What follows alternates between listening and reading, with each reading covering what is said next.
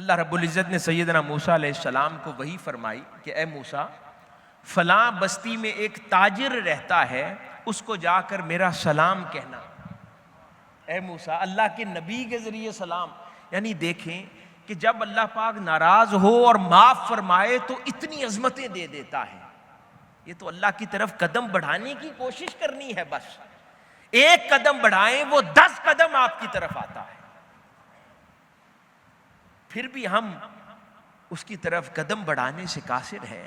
فرمایا کہ جا کر اسے میرا سلام دینا اور اسے کہنا کہ تمہارے سب پچھلے گناہ معاف کر دیے۔ سیدنا موسیٰ علیہ السلام اس شخص کے پاس چلے گئے اور اسے پوچھا کہ اپنا ماجرا تو سناؤ، کہ ایسا کیا تو نے کیا کہ مولا کا آج تیرے لیے پیغام آیا ہے، سلام کا پیغام آیا ہے، تو نے گناہ تیرے سارے جھاڑ دیے گئے ہیں۔ وہ کہنے لگا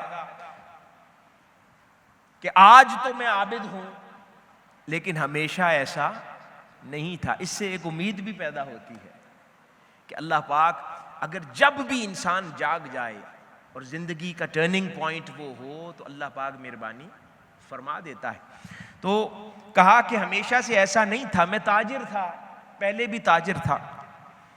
تو ایک میرے پڑوس میں ایک غریب خاندان تھا، قحط سالی تھی، بھوک تھی ان کے گھر پر۔ تو اس کی بیوی خاتون میرے پاس آئی اور مجھ سے مدد مانگی۔ اب اس واقعے میں آج پاکستان کے حالات بھی ذرا سوچ لینا۔ میرے پاس آئی اور کہا کہ کھانے کے لیے میرے بچے بھوکے ہیں، کچھ مدد کرو۔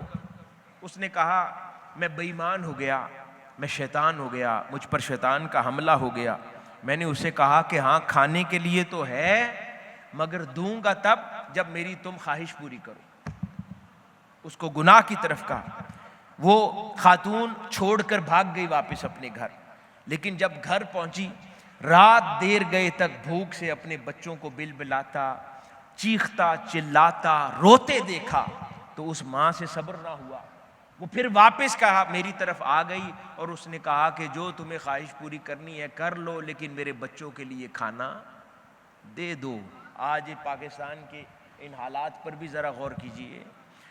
تو وہ کہتا ہے کہ میں اس کے قریب آیا تو وہ پسینے سے شرابور ہو گئی اور کانپ رہی تھی۔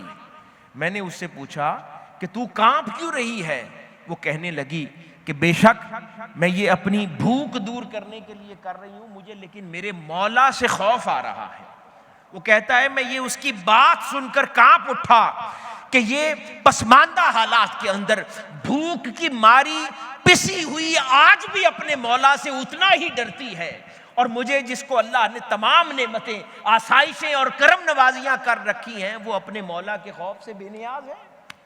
کہتا ہے میں چیخ پڑا، رو پڑا، اس کی مدد بھی ویسے پوری کر دی، اور اس کے بعد ہر برا کام چھوڑ کر اللہ رب العزت کے حضور اس طرح اخلاص کے ساتھ جھک گیا کہ آج میرے مولا کا پیغام میرے لیے آ گیا ہے۔